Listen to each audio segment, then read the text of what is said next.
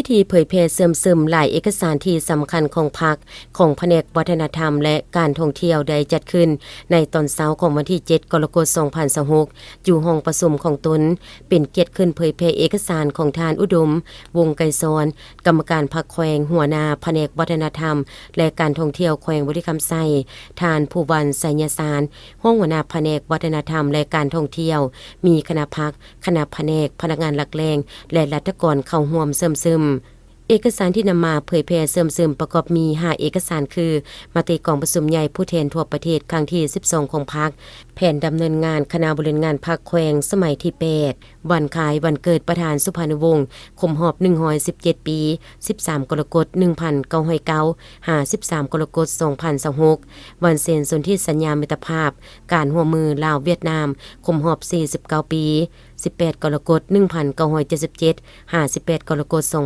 2026และการสร้างตั้งสายผูกพันการทูตลาวเวียดนามคมหอบ64ปี5กันยา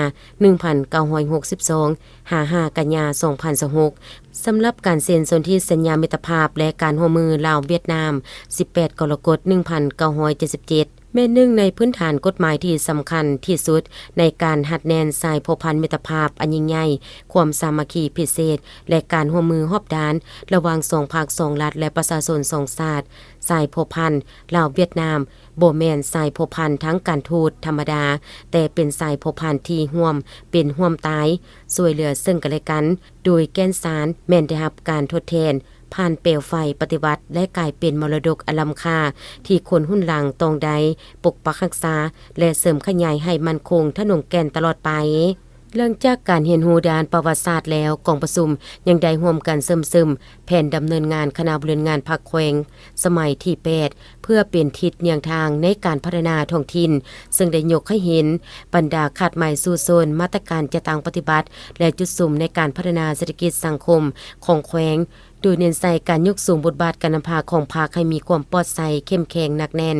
การสุขยูเศรษฐกิจให้ขยายตัวอย่างต่อเนื่องแก้ไขจุดคงค้างและสร้างไทยแห่งใหม่ให้แก่แขวงการรักษาความสงบและความเป็นระเบียบเรียบร้อยในสังคมฉะนั้นพนักงานรัฐกรจงกำแน่นในจิตใจของเอกสารต่างๆให้กลายเป็นแผนงานติดพันกับเวียกงานวิชาเฉพาะอย่างต่างหน้าเพื่อร่วมกันสร้างสาและพัฒนาแขวงให้มีความศรีวิไลและเข้มแข็งขึ้นไปเรื่อยๆ